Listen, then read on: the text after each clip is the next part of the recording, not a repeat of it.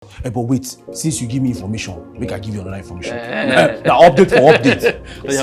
Make I tell you, you get one woman will come here. She won't confess to my wife. Thomas, confess to your wife that what happened. Confess to your wife that what happened, Thomas. Don't catch me.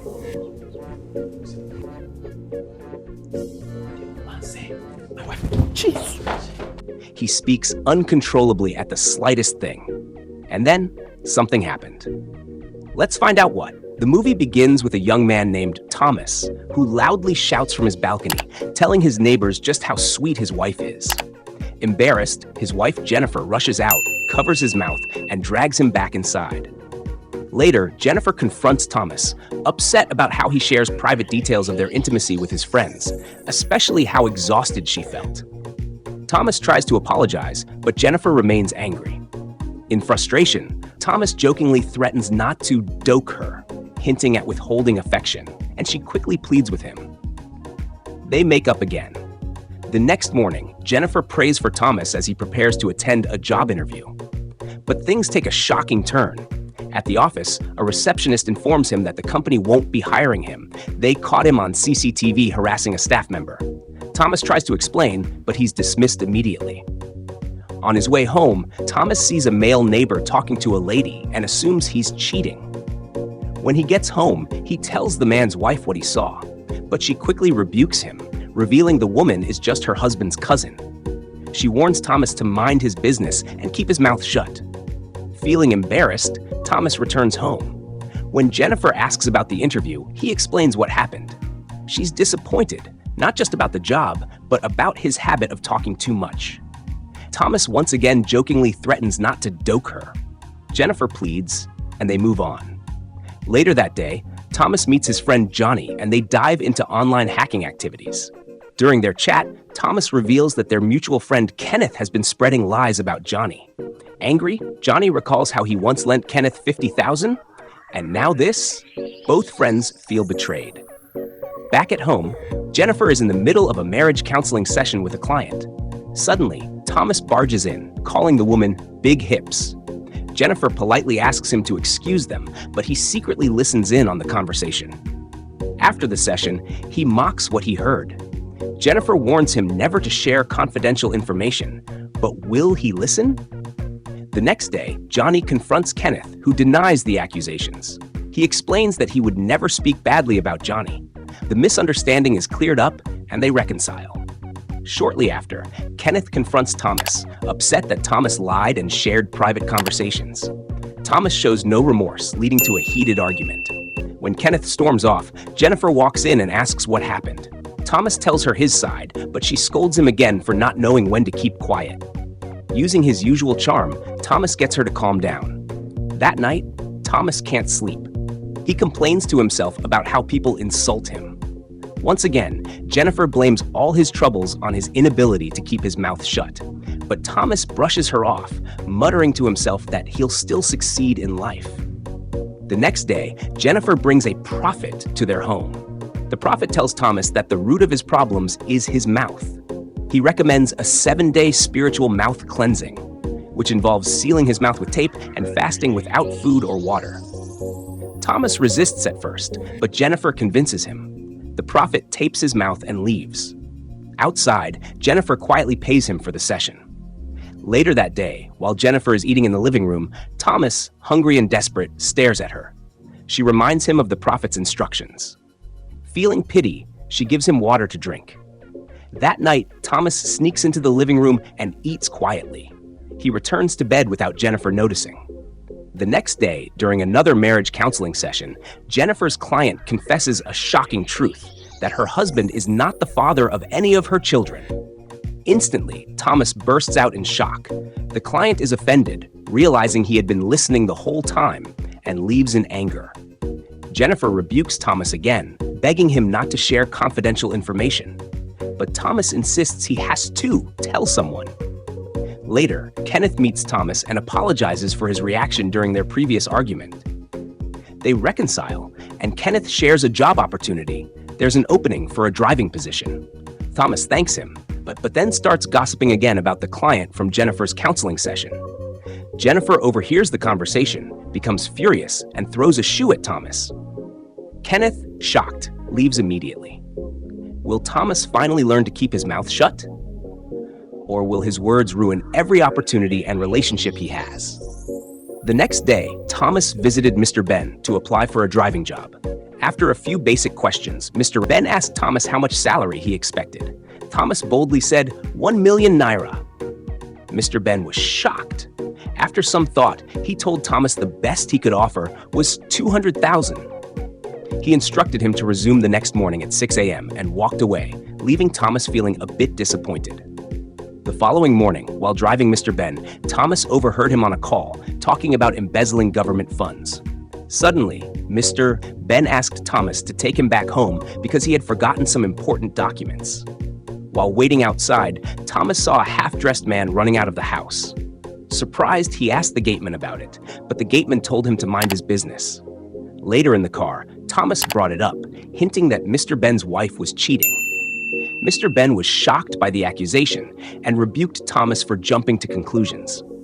That same day, Thomas couldn't resist gossiping.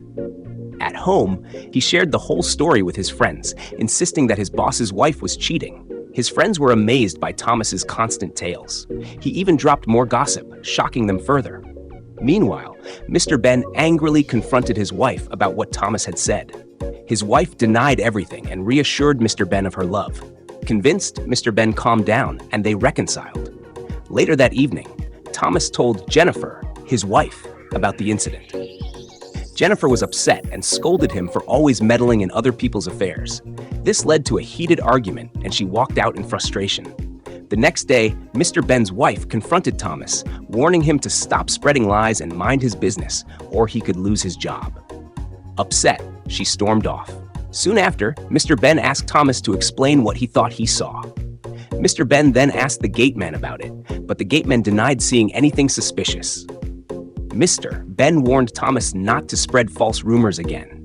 That same day, when Thomas got home, he was pleasantly surprised to see that Jennifer had prepared a special meal. She explained it was to assure him that she wasn't cheating on him.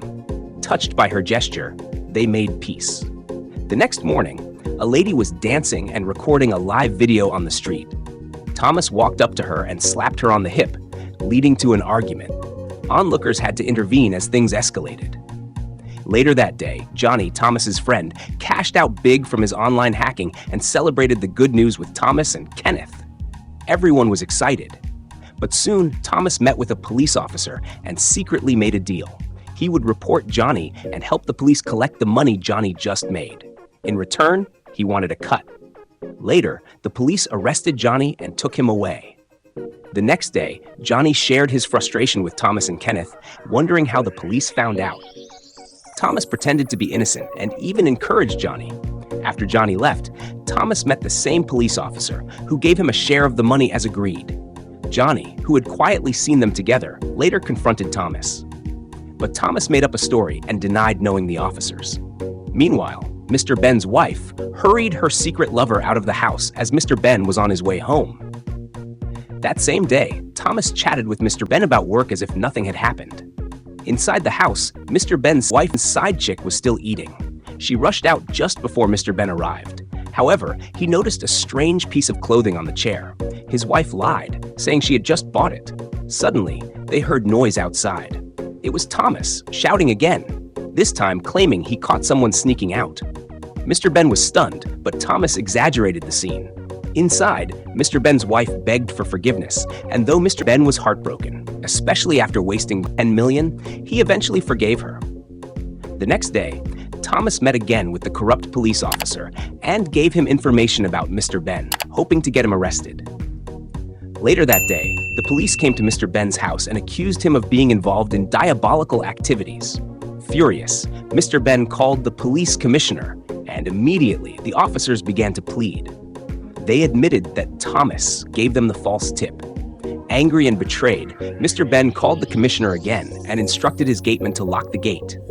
The officers were trapped and begged for mercy.